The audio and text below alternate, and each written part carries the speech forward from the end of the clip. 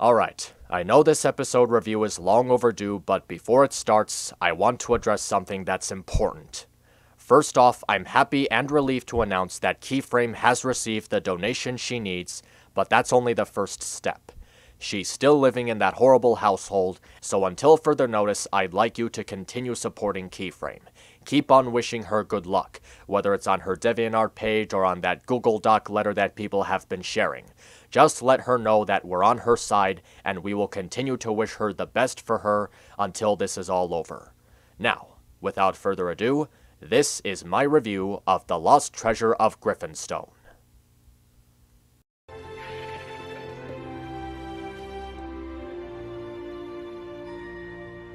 See you later, you old charmer. Oh god, the unfortunate implications of fan art for that is going to keep me up all night.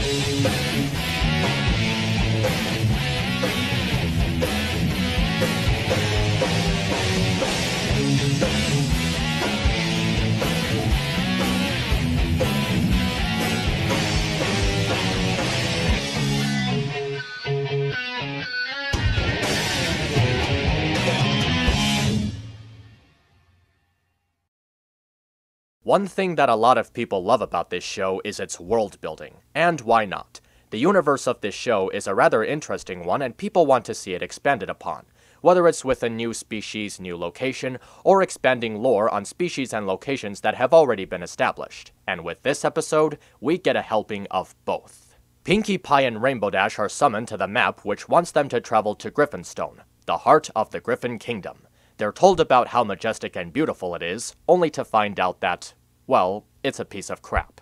Eventually they come across Gilda, which I know is going to throw a certain someone into fangasming fits, and they learn about the legends of a lost treasure that was responsible for the prideful nature of the Griffons. From there, Rainbow Dash and Pinkie Pie try to figure out how the map wanted them to solve Griffonstone's problem. Is it retrieving the idol of Boreas, or is it replacing it with something even better? As I said earlier, the use of both types of world building is very well put together in this episode. Aside from traveling to a far-off location that adds something new to the show's universe, we also learn more about the Griffons. They were actually a greedy species that were kept in line solely by the pride brought upon by the idol of Boreas, a pride which was lost when it was stolen. Getting to know more about their culture and their behavior was surely a good treat, and seeing it turning out to not be what we were expecting serves for a humorous twist, while also providing progress for the episode's plot. The art style at certain points is also really great. Aside from the use of a glass window-like art style when exploring the history of Griffonstone, we also get some beautifully crafted 2D sketches. Even if they're still images, they're still really beautiful. The shades, the colors, the lights, the shadows, the angles, the details. Man, it's just so easy to appreciate this type of artwork. Making Pinkie Pie and Rainbow Dash the main characters is a nice pairing. Not the way you're thinking, by the way. The two don't interact as much as we would expect, but they still work off each other in a few funny ways. They also get their own stories from time to time.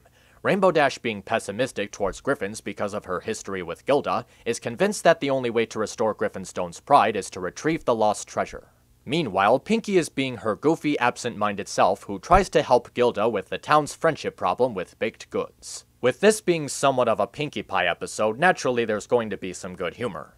But it's also nice to see that there's other sources for laughs as well. With Rainbow Dash, Grandpa Gruff, a sign that forbids random musical numbers, even a running joke where Griffons constantly ask for bits, which actually makes sense. We learned previously that Griffons had a greedy nature being part of their culture, so seeing them constantly asking for money doesn't get repetitive as it fits their status. Even in a life or death situation, it all comes down to... You got bits?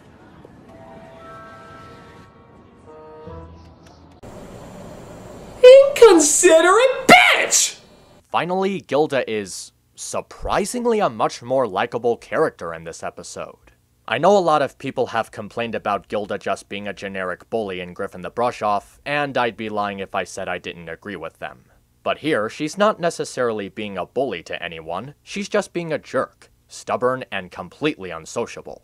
Even before her backstory is told, it's nice to see that she's become somewhat more tolerable towards Pinkie Pie's quirkiness, and her backstory allows us to see a different side of her. A self-conscious outcast that develops confidence in herself after she makes friends with Rainbow Dash. The resolution at the end is also relatively smart. With Gilda realizing how much her friendship with Rainbow Dash truly means to her, she and Pinkie Pie perform a rescue mission at the expense of losing the lost idol. So with the idol gone for good, how will Griffonstone regain its pride? The answer comes from Pinkie Pie. Because the Griffins spend so much time obsessing over gold and treasure, they never gave anything else another chance. So with the treasure gone, they might as well replace it with something even better. Don't tell me. Friendship? Yep, friendship. Gilda learns that making new friends might not be such a hard task, and that helping to spread that selflessness will give Griffonstone a new kind of pride. One that will restore their honor and hopefully leave the place looking less like a dump in future episodes. I wouldn't go so far as to say that the Lost Treasure of Griffonstone is my new favorite episode of the season, but it's still relatively strong. The characters are fun, the world building is great, the humor is memorable, Gilda's return is very well done, and it ends on a very hopeful note.